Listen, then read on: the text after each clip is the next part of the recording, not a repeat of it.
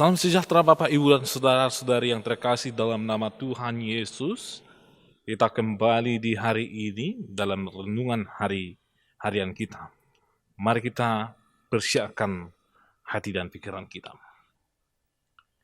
Damai sejahtera Allah yang melampaui segala akal dan pikiran itulah yang memelihara hati dan pikiran saudara-saudari dalam Kristus Yesus. Amin. Bapak, Ibu, dan Saudara-saudari, firman Tuhan bagi kita hari ini yang tertulis dalam Yesaya 8 ayat 17. Demikian firman Tuhan. Dan aku hendak menanti-nantikan Tuhan yang menyembunyikan wajahnya terhadap kaum keturunan Yakub. Aku hendak mengharapkan Dia. Demikian pembacaan firman Tuhan Bapak, Ibu, dan Saudara-saudari. Bapak, Ibu, dan Saudara-saudari, jika kita mengingat kapankah terakhir kita mempunyai persoalan, problem, atau konflik dengan orang-orang yang ada di sekitar kita. Entah itu dengan rekan kita satu kantor, atau tetangga kita, atau bahkan orang tua, anak kita, atau pasangan hidup kita yang bersama-sama dengan kita. Apa yang kita akan lakukan ketika ada konflik di antara kita? Biasanya, Bapak, Ibu, dan Saudara-saudari, jika ada konflik yang begitu hebat terjadi di tengah-tengah kehidupan kita, maka sangat mungkin sekali kita tidak ingin melihat muka dari orang yang kita sedang memiliki hubungan yang tidak baik karena konflik tadi. Entah itu dengan pasangan hidup kita, bahkan dengan keluarga kita yang lain, atau dengan rekan-rekan kita yang lain. Atau minimal kita mencoba untuk menghindar supaya tidak melihat wajahnya atau dia tidak melihat wajah kita. Karena dalam diri kita ada rasa yang tidak enak ketika melihat wajah dari orang yang kita sedang memiliki konflik dengan dia. Kita tidak ingin bertemu dengan dia. Lalu jika ditanya kepada kita berapa lama waktu yang dibutuhkan agar kita bisa memaafkan orang yang sedang memiliki konflik dengan kita. Berapa lama waktu yang dibutuhkan agar kita bisa berbaikan. Baik itu dengan pasangan hidup, atau anggota keluarga kita, atau dengan rekan-rekan kita di tempat yang lain. Apakah 1 hari, 2 hari, 1 minggu, 1 bulan, 1 tahun, atau bahkan tidak akan pernah. Kalau dalam filosofi orang Batak mengatakan bahwa mardum di tanurara, katanya begitu. Tidak akan pernah memaafkan sampai akhir hayat hidupnya. Atau bahkan yang lebih parah, ada yang sampai meneruskan amarahnya itu, rasa tidak senangnya itu, kebenciannya itu kepada generasi-generasi yang dia lahirkan dari rumah tangganya.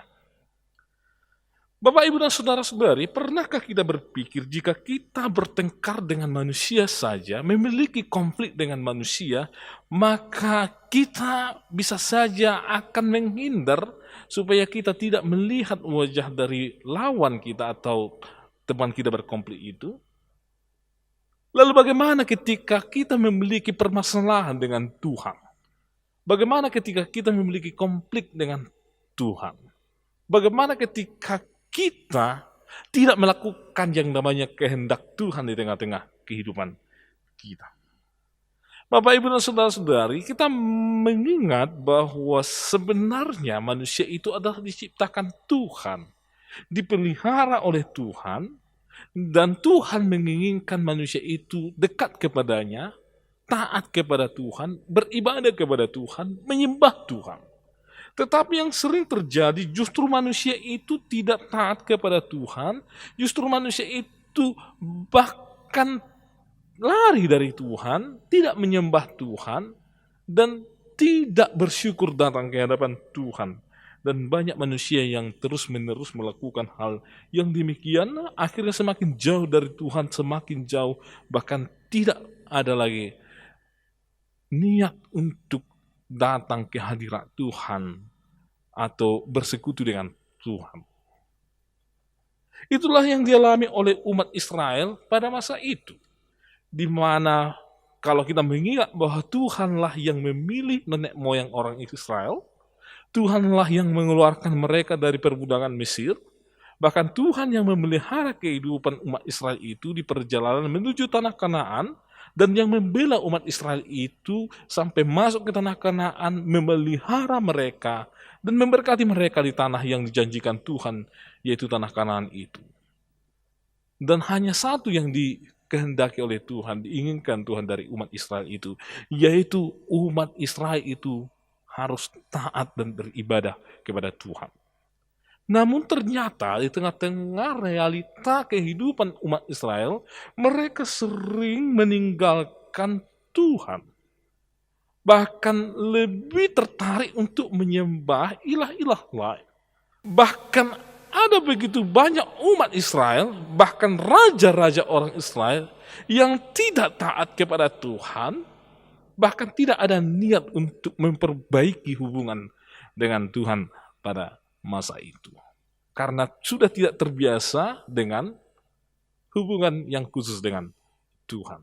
Hal inilah yang mengakibatkan Tuhan mengizinkan umat Israel dijajah dan terbuang ke pembuangan Babel pada waktu itu. Sehingga umat Israel terbuang ke Babel, mereka di sana diperbudak, dan mereka berseru-seru kepada Tuhan karena mereka sudah ingat bahwa itu adalah karena mereka sudah meninggalkan Tuhan di masa yang lampau. Dalam hal ini, Bapak, Ibu, dan saudara-saudari, umat Israel melihat kejadian ini adalah saat di mana Tuhan memalingkan wajahnya dari umat Israel, sehingga umat Israel itu mengalami yang namanya penderitaan yang sungguh sangat berat di pembuangan di Babel, sehingga mereka sangat menanti-nantikan Tuhan dan merindukan wajah Tuhan itu berpaling kepada mereka dan bukan ke yang lain. Itulah Bapak, Ibu, dan saudara-saudari yang menjadi konteks dari nas kita hari ini. Tetapi ada hal yang menarik Bapak, Ibu, dan saudara-saudari, bahwa Tuhan kita itu adalah Tuhan yang tidak kekal amarahnya, Tuhan yang tidak selama-lamanya dia akan memalingkan wajahnya dari umatnya, dari orang-orang yang dikasihinya, hanya sebentar saja, hanya sesaat saja.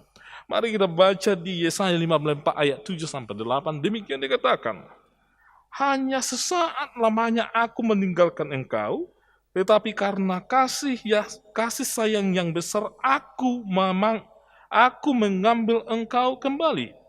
Dalam murka yang meluap aku telah menyembunyikan wajahku terhadap engkau sesaat lamanya. Tetapi dalam kasih setia abadiku telah mengasihi engkau, firman Tuhan penerusmu. Kita lihat di situ ada kata hanya sesaat, hanya sebentar saja, tidak kekal, tidak lama. Jadi bagi Tuhan, Bapak, Ibu, dan saudara-saudari, tidak ada istilah mardomu di tanorara. Tidak ada istilah bahwa akan diwariskan yang namanya amarahnya itu kepada bangsa lain, kepada orang lain. Tetapi hanya sesaat saja Tuhan itu marah dan tidak berlarut-larut. Hanya sebentar saja. Mari kita lihat Bapak, Ibu, dan saudara-saudari, peristiwa datangnya Kristus ke tengah-tengah dunia ini.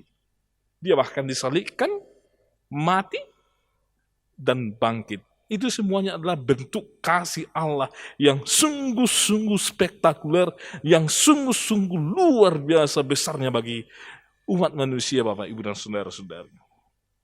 Jadi Tuhan hanya memalingkan wajahnya sesaat, dan dia akan kembali memalingkan wajahnya ke arah orang-orang yang dikasihinya.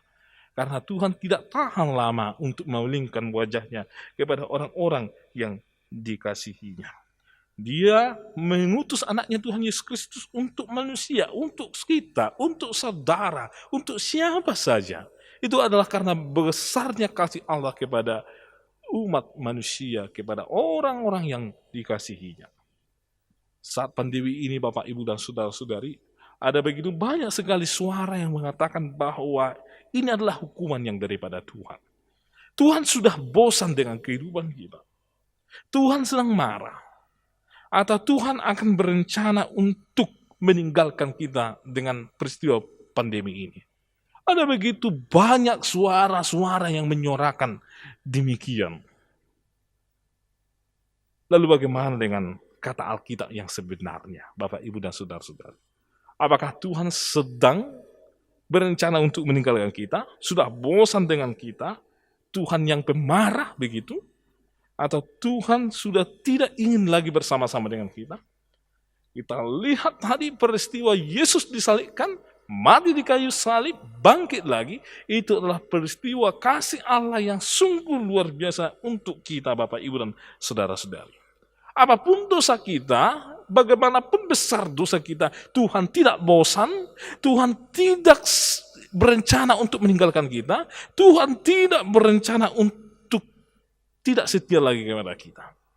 Tetapi dari situ kita lihat peristiwa kematian Kristus, bahwa kasih Tuhan itu adalah kekal.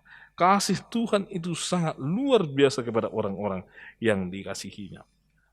Jadi mari kita melihat di masa pandemi ini Tuhan tidak meninggalkan kita. Tuhan bukan sedang marah. Tetapi di masa pandemi ini justru Tuhan sangat banyak sekali berkarya di tengah-tengah kehidupan kita, Bapak, Ibu, dan saudara-saudari yang terkasih dalam nama Tuhan Yesus. Sangat banyak berkarya di tengah-tengah kehidupan saya, saudara-saudari juga. Sehingga kita bisa melewati. Kita masih bisa menghirup udara yang segar yang dianugerahkan Tuhan. Kita diajak untuk sadar dan melihat bahwa ternyata Tuhan masih memelihara, memberkati kehidupan kita di saat situasi yang menguntungkan atau bahkan tidak menguntungkan sekalipun. Di saat situasi yang sangat sulit sekalipun, Tuhan masih memelihara, berkarya di tengah-tengah kehidupan kita. Tuhan memang bisa bertindak tegas, keras, tetapi di situ kita lihat bahwa Tuhan bukan sedang berencana meninggalkan atau sudah bosan dengan orang-orang yang dikasihinya. Tetapi di situ kita lihat bahwa itu adalah cara Tuhan untuk mengasihi orang-orang yang dikasihinya. Tuhan bisa saja memalingkan wajahnya. Kita ingat atau kita buat dulu tanda kutip, memalingkan wajahnya dari orang-orang yang dikasihinya. Tetapi kata memalingkan wajahnya bukan berarti meninggalkan atau sudah bosan atau tidak ingin lagi bersama-sama dengan orang-orang yang dikasihinya. Cuman sesaat pula itu Tuhan memalingkan dan akan kembali diarahkan kepada orang-orang yang dikasihinya. Untuk itu Bapak, Ibu, dan saudara-saudari, jangan putus asa sekarang ini. Tetaplah bersyukur kepada Tuhan, karena Tuhan tetap setia kepada kita. Bila pun kita melakukan sesuatu tindakan yang tidak menyukakan hati Tuhan, ingat bahwa Tuhan tidak akan pernah meninggalkan kita. Dia bisa memalingkan wajahnya, ya tidak mengapa. Tetapi dia akan memalingkan kembali wajahnya ke arah kita, sehingga hidup kita akan dipenuhi dengan berkat Tuhan, karunia yang daripada Tuhan, kasih karunia yang begitu luar biasa yang daripada Tuhan. Segeralah Bapak, Ibu, dan saudara-saudari melihat ke dalam diri kita.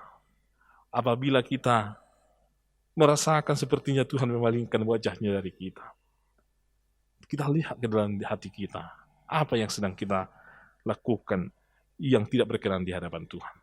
Tetapi kita harus senantiasa bersyukur dalam kehidupan kita, karena Tuhan yang kita miliki itu, Tuhan yang kita sembah itu, bukanlah Tuhan yang gampang merajuk, bukanlah Tuhan yang berencana meninggalkan kita, tetapi Dia akan senantiasa setia kepada kita.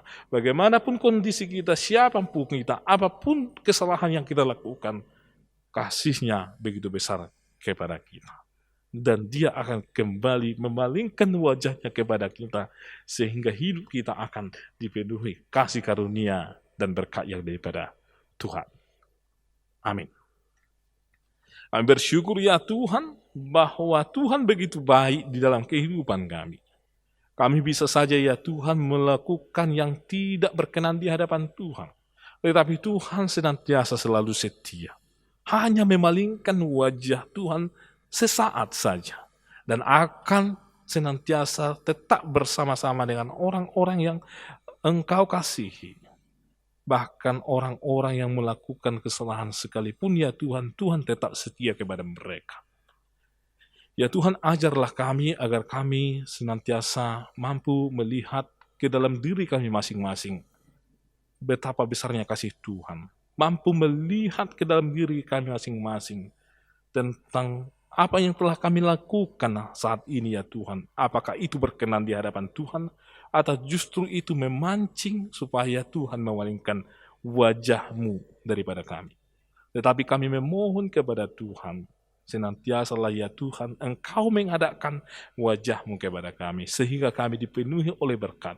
Keluarga kami diberkati oleh-Mu, gereja-Mu ya Tuhan, dan pelayanan diberkati oleh-Mu, bangsa kami juga ya Tuhan, diberkati oleh-Mu, dan juga para pemerintah kami ya Tuhan. Cuaca dan iklim tengah-tengah bangsa kami diberkati oleh-Mu ya Tuhan, sehingga kami senantiasa bersyukur kepadamu. Ya Tuhan, kami serahkan kehidupan kami, Engkaulah yang memelihara. Hanya dalam Kristus Yesus kami berdoa dan mengucap syukur kepadamu. Anugerah dari Tuhan Yesus Kristus, kasih setia dari Allah Bapa, persekutuan dari Roh Kudus menyertai kamu sekalian. Amin.